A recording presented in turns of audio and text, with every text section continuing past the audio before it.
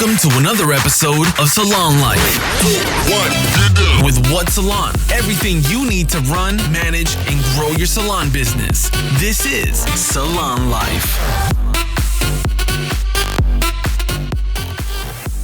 Could you tell us a bit about the Marc Anthony group now? So it's you and your three brothers, correct? Yeah, there's four of us, yeah. But the two of you, you and Simon started it initially. So me and Simon, obviously, Simon worked under my father, and then my father retired at like 45. So me and Simon were 25 at this point, 25 and 24. And we decided we wanted to grow the group to, our plan was 10 salons and an academy. And we were going really well. We had 7 salons, and our plan was at 2015, we would have the 10th salon because we had a procedure on how we were going to get there. And then 6 years ago, my brother Simon contracted leukemia. But I remember being in a restaurant on a Friday night and having a call because I knew he had a problem with his knee because he did a lot of cycling. And he used to cycle 3 times a week, and on Sunday he'd do 100 miles. So he was really fit into his cycle. He had a problem with his cartilage, and I knew he was having it examined. And he called me and he said, "It's not my cartilage that's causing the problem." Oh, What do you mean? He said, "I've got full-blown leukemia, and I've got 98% bone cancer." Oh my God. And I said, "How can this be? You are so fit." He said, "That's what they said. They said to me that I should be, walking around with pain and slow, and I've got nothing." Wow. But what was crazy, as soon as he was diagnosed, within 10 days, he was bedridden. Wow. And they told him that, at the time, 3, possibly 4 years. Oh. So we decided as a family, because we very Italian orientated, obviously, and that's the way we've been brought up. We're all close. But you know what? Let's get rid of a couple of salons. Let's ease the stress. So plans all went in a different direction. And Simon sat down. He said, "Look, I won't run the salons, but what I'm prepared to do, I'll run the business side of it all. And with the computerized system and get more detailed on spend and everything. So I can be at home doing a lot of that rather than being behind the chair." So we all agreed that. And we we got rid of 2 salons, and we made the turnover of 5.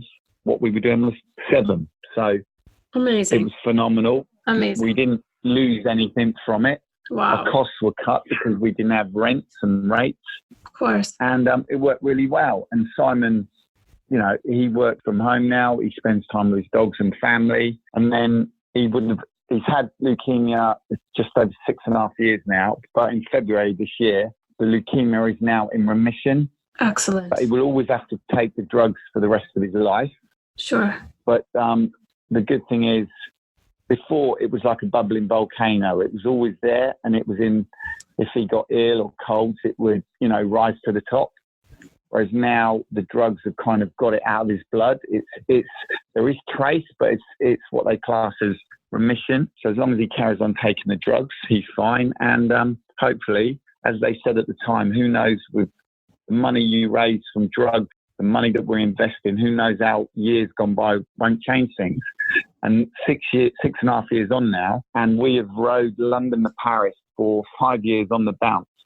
And Marc Anthony as a group, with all our friends in the industry, we've raised over £250,000 in 5 years. Amazing. Amazing. Well done. And when Simon told me that he was all clear, or he was in remission, I said, "That's fantastic. We don't have to do this bloody bike ride in September." And he was like, "No way. It's the money that we've raised that have funded the drugs that have cured me. So we do." So again, this September, there is about 50 of us in the industry that are doing it again. We hope to hit a target of about £70,000. So wow. That's fabulous, Bruno. It's all good. It seems like quite an interesting story because it sounds like you had a lot of challenges along the way, but your challenges have always turned to successes, like even starting out with the broken collarbone, pushing you into hairdressing in the first place, and then the turning with your brother. You know what I always say? I always try and think of the positives and never the negatives. Yeah. And I always try and say, like, when I was fellowship and I was 5 years, I had 5 different fame teams. And you have a lot of young people in that fame team that have got no confidence. but they're good at one or two things, but they're not good at everything. Yeah. So you try and build them on their good things, and slowly you build their weaknesses as well. But when I was growing up, there wasn't a word called stress or depression. Interesting. You kind of just got on with it. Yeah. Whereas now, that word is a big word in our society, and with social media and everything else. But I always think, you know what, if it's sunny outside, enjoy it and stand in the sun rather than go and find a bit of cloud and shade and mope. That's not me. It's not me. I've always been one for stepping forward, and I'm always that person. When I've done business speaks and seminars, I always say I'm the person that if the door says no entry, I will get up and try the door. What's on the other side? I've always been that person that will go where people shouldn't, and that's how I feel I've grown. And I've got 2 children, twins, and one of them is a handicap that we've had to deal with. Oh, wow. And I've always said to people that my daughter Nicole has made me the person I am, because whenever I have been a little bit scared or nervous, I've always said, Nicole hasn't got the opportunity, so Bruno, just go for it, do it. What have you got to lose? So that's always been my mantra. Amazing. How old are your twins? They're 30 now. Wow. Charlotte is a hairdresser, and she works in the Henley branch. Fabulous. And whenever I'm away or not there, she manages it and keeps all the team together. But they're a good team, so they all work together really well. But Charlotte just heads up everything there when I'm not there. She's lovely. I'm proud. Brilliant. So Nicole, she's got her situation, but we see her most weekends and we bring her home. So yeah, it's all good. It's all good. So, Bruno, do you have any tips for any hairdressers that are aspiring and want to grow their salon and their brand and just their reach? I was asked this question recently in an interview I did for a magazine, same question. And I said, and I'll give you the same answer.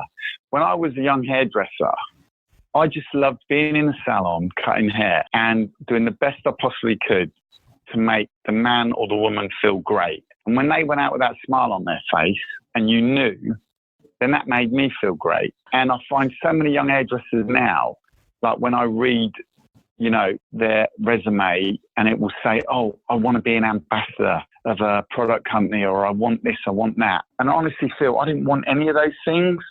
I set out enjoying the job and perfecting my craft. And I feel, and I've said it to my artistic team, like Alton and Dan, that are quite well known within the industry. They have been very successful, but they perfected their craft, and then other doors open. Yes, People see what you can do, appreciate what you can do. Like Weller came to me when they see what I could do and asked me to be a teacher. Yeah. So I started teaching for them. I then started traveling the world for them. We did Fashion Week, London, Paris. You start doing it and another door opened. But I feel I never, ever, in any of these times, chased it and wanted it. I wanted a salon and a successful business. That's what I wanted. And the rest was kind of icing on the cake. So I would say to any hairdresser out there, perfect your craft, be the best you can, be with a salon group or a salon that is learning and teaching you new things every day. And when you feel confident enough to open up your salon. And like I've helped many people from my fame team from when I was at the fellowship.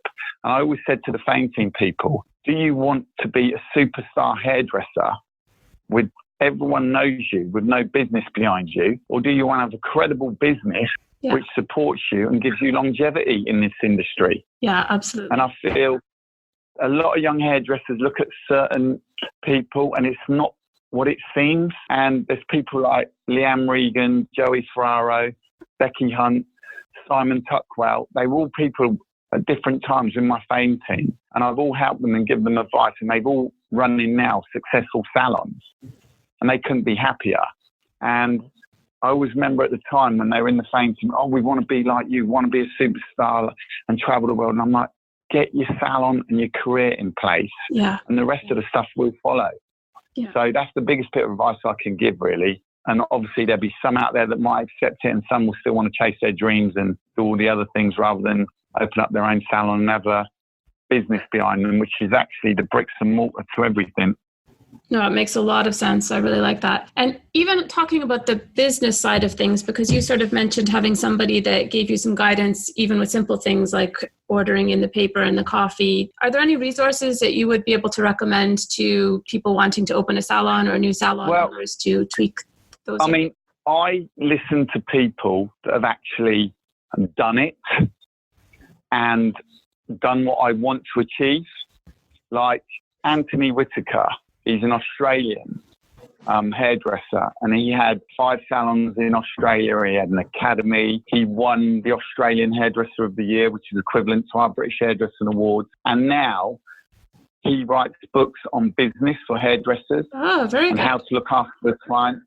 And he is phenomenal. We've closed down our salons many a time and done a whole day in a hotel with Anthony. And he's kind of rejuvenated and, given our team a buzz, and they all come away motivated. So, but I go to him and I respect him because he's done what we've done. Yeah. He's had the 5 salons.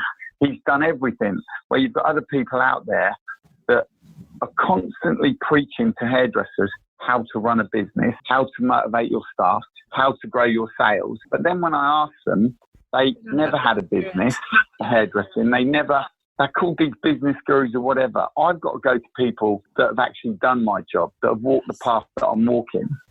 And these other people that seem to charge everybody and go into salons and say, oh, I can turn your retail and I can do this. I actually can, because I know how, because I do it on a weekly, daily basis. And I just find there's a lot of people out there that give all this, I've been in the industry, I've done this, I've done that, but they might have worked for a manufacturer. I get that. And some of them are successful, but they're the people that can't answer certain questions that I want to ask because they've not done the job that I'm doing. Of course.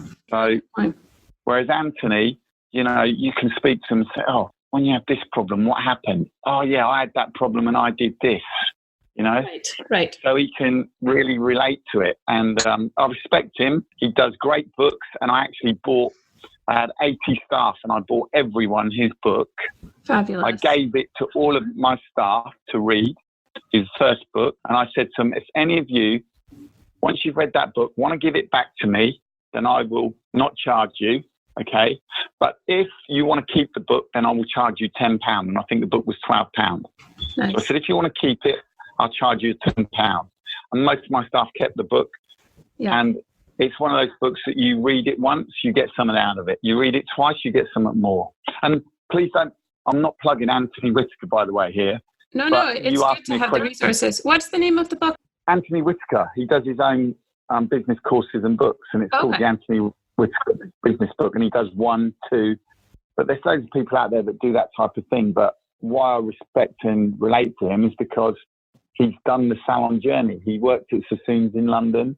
Yeah. He was a top educator. So, and I listened to him.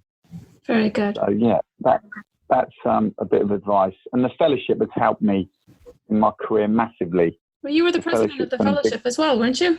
Yeah, I was the president for 2 years.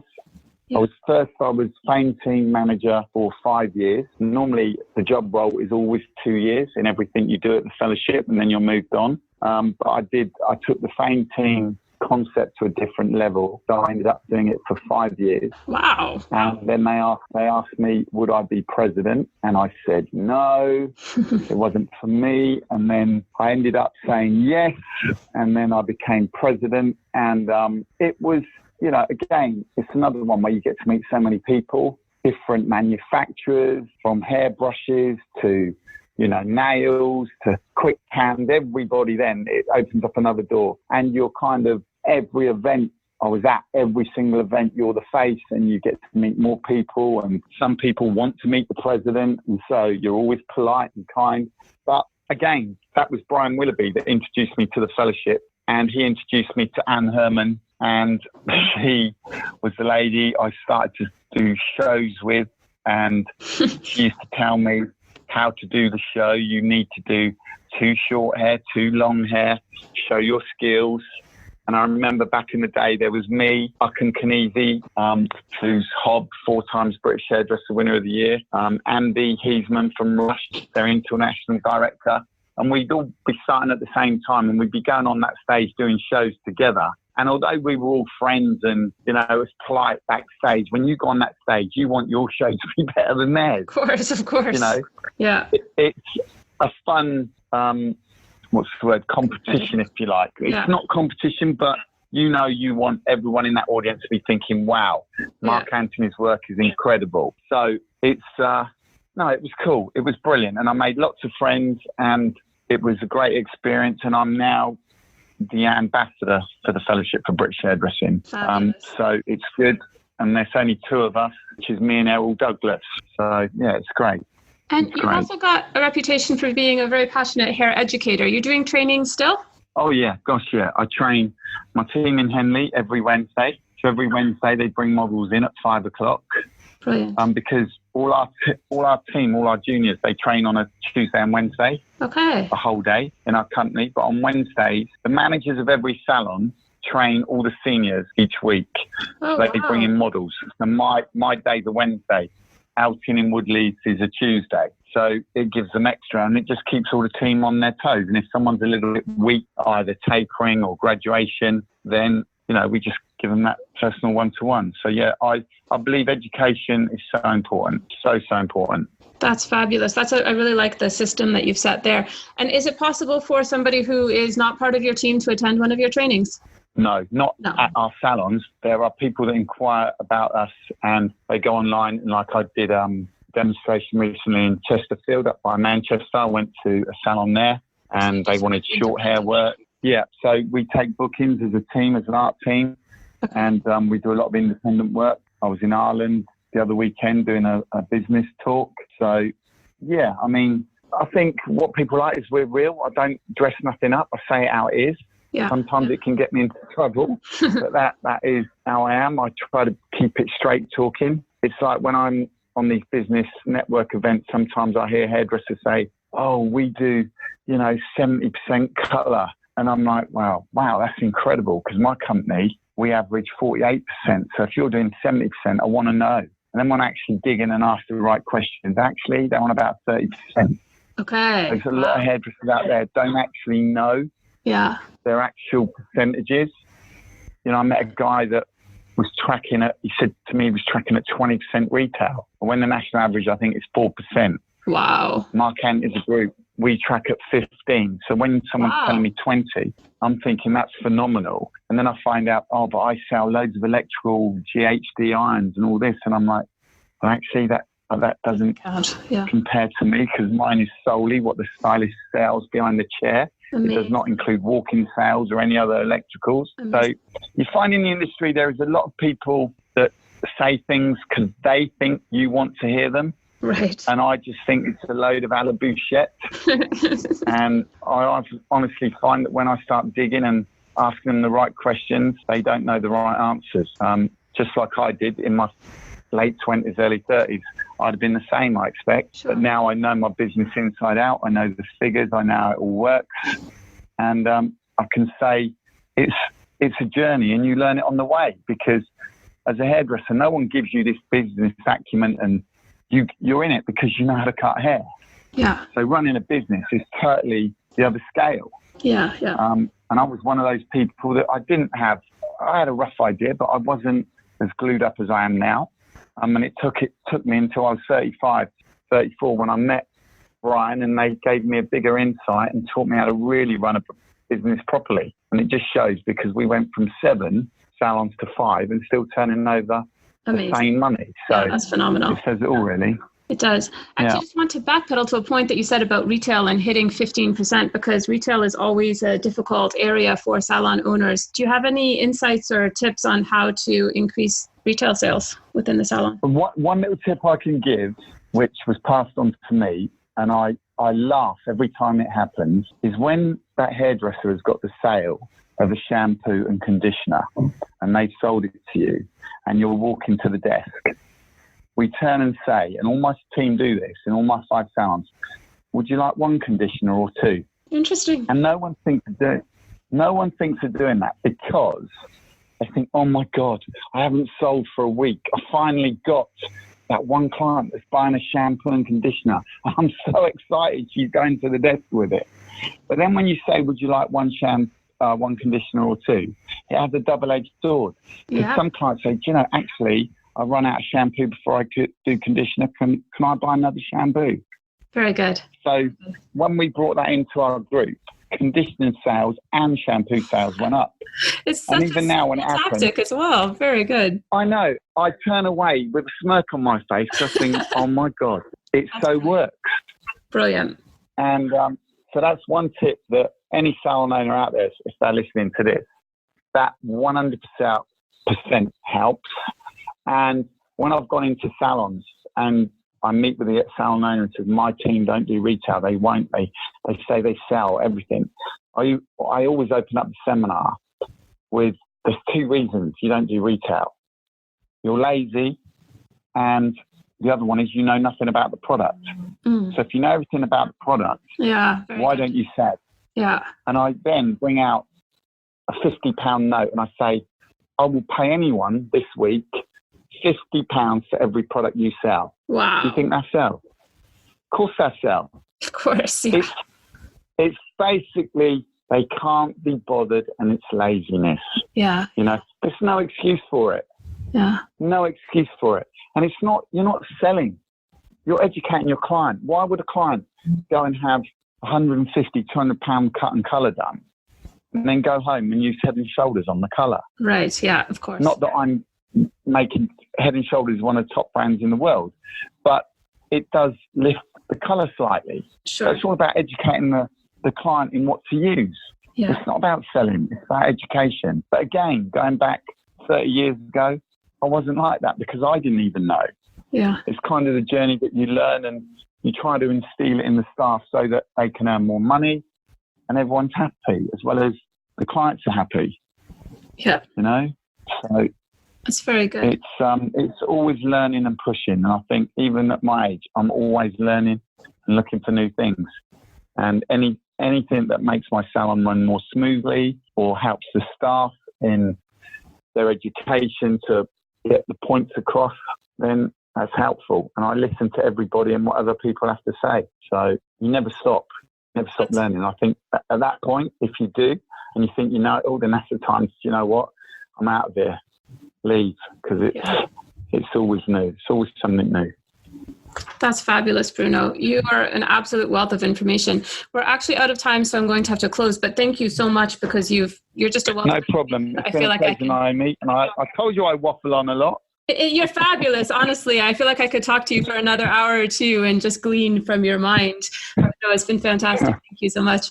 And thank you all for joining us. Join us again next week for another episode of Salon Life with WhatSalon. This was another episode of Salon Life with WhatSalon. Visit our site at whatsalon.com for more episodes.